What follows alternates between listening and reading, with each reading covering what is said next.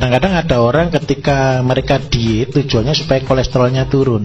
Begitu kolesterol turun sekali, ini cirinya. Kalau kolesterol terlalu rendah, kita akan sering menggigil. Saya ulangi, kalau kolesterol kita terlalu rendah, kita sering menggigil. Bagaimana ngetesnya kolesterol itu tinggi atau rendah kalau tanpa uji lab? Kalau masuk di ruangan ber-AC, kalau kita bisa di suhu 25 derajat Celcius, bisa tidur tanpa selimut, bisa tidur tanpa kedinginan, itu berarti kolesterol kita normal. Tetapi ketika kolesterol kita tinggi, kita minta suhu lebih dingin lagi baru bisa tidur. Jadi kadang-kadang ada orang tidak bisa tidur kalau tidak pakai kipas angin, tidak bisa tidur kalau tidak buka baju. Itu sudah salah satu ciri kolesterolnya dia pasti tinggi. Ini saya ajari ngecek kolesterol tanpa uji lab. Tetapi ketika nyenengan tanpa pakai apa-apa tapi pagi-pagi menggigil kedinginan karena suhu sebenarnya biasa saja, itu sebenarnya kolesterol sudah normal. Tapi dampak sakit dari kolesterol itu bisa macam-macam. Gara-gara kolesterol bisa ke jantung. Gara-gara kolesterol bisa tensi menjadi tinggi, tekanan darah menjadi tinggi. Terus yang ketiga, gara-gara kolesterol kita itu bisa sakit asam urat. Asam urat, kolesterol, mah, itu penyakit sepele. Tapi saya katakan jujur, 3 penyakit ini tidak ada obatnya. Saya ulangi, 3 penyakit ini sampai hari ini kalau jenengan pakai obat medis, ini tidak ada obatnya. Karena itu saya selalu bilang kita harus hidup sehat di sini. Jenengan kalau mendengarkan saya waktu di radio, saya selalu tekankan untuk GHS, gaya hidup sehat. Kenapa kok ini penting sekali? Sekali orang kena kolesterol, seumur hidup dia terikat dengan obat. Sekali orang kena asam urat, seumur hidup dia butuh obat. Nah, karena itu mari betul-betul diperhatikan supaya ini betul-betul lebih pas seperti itu ya.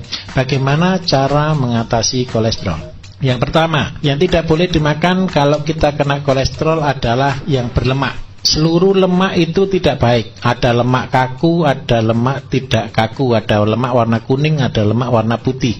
Sama-sama tidak baik.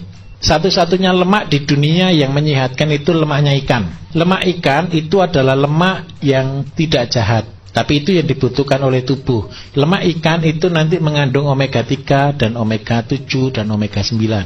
Itu ada di lemak ikan. Tetapi kalau lemak-lemak binatang di darat, seperti lemaknya ayam, lemaknya kambing, lemaknya sapi, itu semua adalah racun. Jadi minta tolong kalau beli bakso, kalau bapak ibu mau jual bakso, kalau mau betul-betul niat ingsun untuk betul-betul cari barokah, untuk nolong orang, kalau masak apa-apa lemaknya dibuang saja. Lupa enaknya itu di lemak, ya enaknya di mulut tapi penyakitnya seumur hidup. Betul kan ya? Enak di mulut, betul. Waktu makan tuh enak. Apalagi kalau bakso ada lemaknya mengkilat, timbul-timbul begitu toh. Nikmat sekali. Tapi ingat baik-baik, nikmatnya cuma hari itu, tapi nanti sakitnya seumur hidup. Pilih mana? Karena itu saya nyatakan pilih yang sehat. Nah, jadi hindari lemak. Terus yang kedua, minyak. Minyak kita, ya ini sedih saya sebenarnya. Kita Indonesia ini sangat tergantung dengan minyak. Karena apa? Memang makanan yang digoreng dengan minyak itu jauh lebih gurih daripada direbus ataupun dikukus ataupun dibakar. Tetapi ini triknya supaya kita tetap bisa menggoreng tapi tetap sehat. Jadi kalau menggoreng sesuatu harus sekali pakai. Kenapa kok sekali pakai? Saya kasih tahu Bapak Ibu cara buatnya minyak.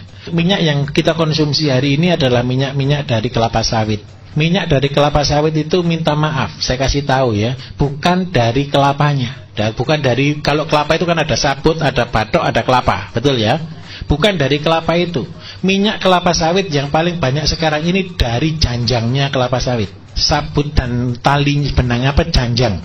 Kalau yang betul-betul minyak yang dari kelapanya itu mahalnya minta ampun. Nggak mungkin nutut kalau kita dijual. Jadi maaf saya katakan, kita ini konsumsi minyak yang paling jelek sekali. Karena itu harus dipanaskan di suhu 750 derajat baru keluar minyak. Suhu 750 derajat itu jenengan masukkan plastik ini masuk hilang. Jenengan masukkan apapun di dalamnya hilang. Itu racun tingkat tinggi. Karena itu kalau kita goreng pakai itu memang hari ini lebih cepat. Jenengan kalau ciri yang sudah tahu minyak kelapa zaman dulu yang hidup sudah di 3 generasi, jenengan bisa membedakan. Keripik zaman dulu dengan keripik zaman sekarang beda.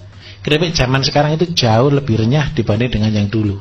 Kenapa kok bisa seperti itu? Karena minyaknya yang kita pakai ini minyak pemanasan tingkat tinggi 750 derajat. Kalau jenengan buat minyak kelapa sendiri itu suhunya maksimal cuma 200 derajat Celcius. Nah, apa yang terjadi ketika orang mengkonsumsi minyak dengan suhu tingkat tinggi? Yang pertama, penyakit kanker banyak, kolesterol pasti banyak. Bagaimana caranya aman? Kalau goreng sekali saja buang. Jadi goreng sekali saja buang itu bukan berarti sekali goreng langsung selesai, enggak.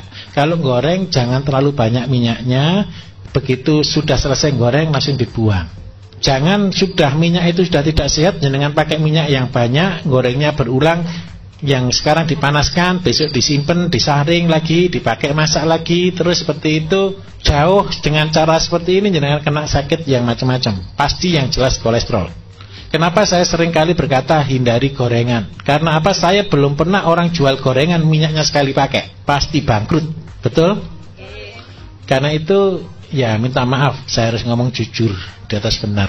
Jadi itu kenapa saya tidak setuju dengan gorengan. Terus yang ketiga, hindari kerupuk. Kenapa kok kerupuk? Kerupuk itu bahannya cuma ada 3, saudara, yang paling penting. Ada tepung, ada minta maaf, ada penyedap, ada garam. Terus yang ketiga digoreng pakai minyak. Nah, minyak aja sudah sumbernya penyakit, ditambah garam dan penyedap, ini juga sumbernya penyakit. Karena itu ya memang enak. Baru di Jawa ini loh saudara, kita bisa makan ikan kerupuk. Yang hebat lagi satu, saya di pulau-pulau seluruh Indonesia saya sudah datangi, hanya orang Jawa yang makan kerupuk. Ini konyol. Udah enak, memang enak. Di luar Jawa tidak ada ikan kerupuk. Ikan itu ikan laut kan gitu toh. Hanya di Jawa ini ada ikan tempe dan ikan kerupuk. Duh, iya, ikan tahu. Bukan saya anti kerupuk, tidak. Alangkah baiknya kita cari yang sehat. Boleh kerupuk goreng pasir gitu ya, cari yang bagus. Terus yang kedua, kalau usahakan tanpa penyedap dan tanpa garam yang tinggi. Nah, kolesterol itu penting. Jadi lemak, terus gorengan, terus sama kerupuk itu yang utama. Nah, setelah 3 ini kita tidak konsumsi, tapi kalau dulunya sudah terlanjur sakit, maka keraknya, lemaknya itu nempel di pembuluh darah. Ketika nempelnya di pembuluh darah itu sangat mengganggu untuk yang pertama adalah kelancaran peredaran darah. Ketika darah ini tidak lancar, maka penyakit mengikuti. Kalau kolesterolnya tinggi, biasanya asam uratnya ngikut tinggi. Kalau sudah asam urat dan kolesterol tinggi, maka tensinya ikut tinggi. Setelah tensinya ikut tinggi, tahu-tahu jadi stroke. Nah, kalau sudah terlanjur seperti itu, bagaimana cara mengobatinya? Yang pertama, kita harus banyak minum air putih. Kalau sudah tahu kena kolesterol, minum air putihnya betul-betul minimal 1,5 liter. Sampai kencing kita betul-betul berwarna bening, bukan berwarna kuning, bukan berwarna coklat. Kalau jenengan waktu pipis itu sudah warnanya kayak teh, itu betul-betul kondisi parah. Itu pasti kalau pipis sudah panas. Kalau sudah pipis sudah panas, itu sudah tanda kutip besok kalau kerja bawa air, kemana-mana sangu air, tidak apa-apa. Kayak anak TK lagi tidak apa-apa, sangu air. Kadang-kadang kenapa? Bukan karena mahalnya air, malesnya beli air. Iya toh, kadang-kadang kan seperti itu kan. Mending kok gitu, kadang-kadang di rumah aja mau minum aja kadang-kadang malas kok. Jadi lebih baik airnya dibawa kemana-mana biar ingat. Jadi kalau bisa berapa banyak, 1 botol yang isi 1,5 liter, ketika minum bawa itu kemana-mana langsung diminum terus. 1 hari minimal harus habis 1 botol. Terus yang kedua, jalan satu-satunya untuk membersihkan lemak di dalam peredaran darah, kita harus makan makanan-makanan yang mengandung lemak pengurai. Lemak pengurai itu ada di mana? Lemak pengurai yang pertama, bagi kolesterol, usahakan makan buah yang mengandung lemak. Contohnya apokat. Jadi Bapak Ibu yang penderita kolesterol, usahakan 1 minggu bisa makan apokat minimal 1 kali. Syukur-syukur bisa 2 kali. Itu untuk membakar. Jadi lemak yang baik itu untuk melawan lemak yang tidak baik. Kemudian yang kedua, harus dibuka salurannya. Membuka salurannya itu dengan cara apa? Paling gampang ada 2. Kenapa sih saya sarankan 2? Kalau bahan dari luar negeri banyak sekali, tapi 2 tanaman yang saya pakai andalan itu seledri dan kacang panjang. Itu sudah luar biasa. Saya kasih kesaksian Bapak Ibu. Teman saya gagal ginjal, sudah setiap minggu dia sudah cuci darah sudah 2 kali. Kemudian dia betul-betul taat. Jadi dia betul-betul taat melakukan semuanya.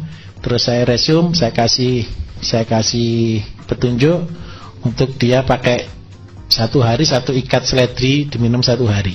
1 hari. Jadi dalam waktu 6 bulan dia sudah lepas dari cuci darah sama makan sukun. Itu sepele. Mungkin Bapak Ibu sudah sering kali dengar ini. Cuman satu kadang-kadang tidak taatnya itu loh. Ketika jenengan taat, saya yakin pasti berhasil. Dan harusnya ketika jenengan mengikuti apa yang saya ajarkan di radio, semuanya sudah pinter semua. Jadi minta maaf, jangan jadi dukun tapi jangan jadi dukun, jadilah manusia sehat. Jadi kan semua resep kan ada di sana. Itu tadi.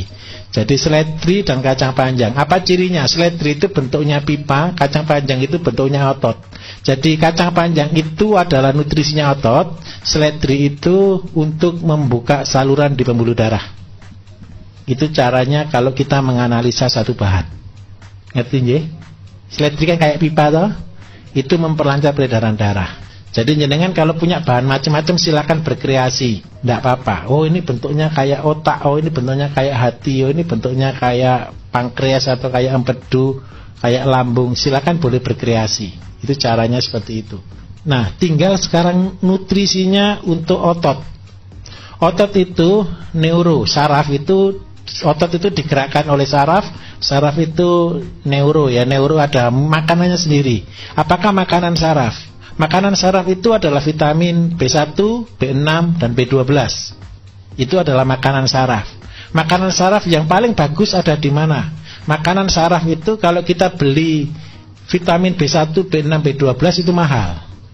Tetapi kalau kita mau murah itu ada di dalam bekatul. Kenapa saya sarankan mesti pakai bekatul, mesti pakai tajin? Karena apa? Disitulah makanan saraf kita. Jadi kalau saraf kita digelontor, dibersihkan, tapi dia tidak ada makanannya, lama untuk koneknya, lama untuk pemulihannya. Nah itu caranya. Jadi sudah jelas kira-kira? Sangat jelas.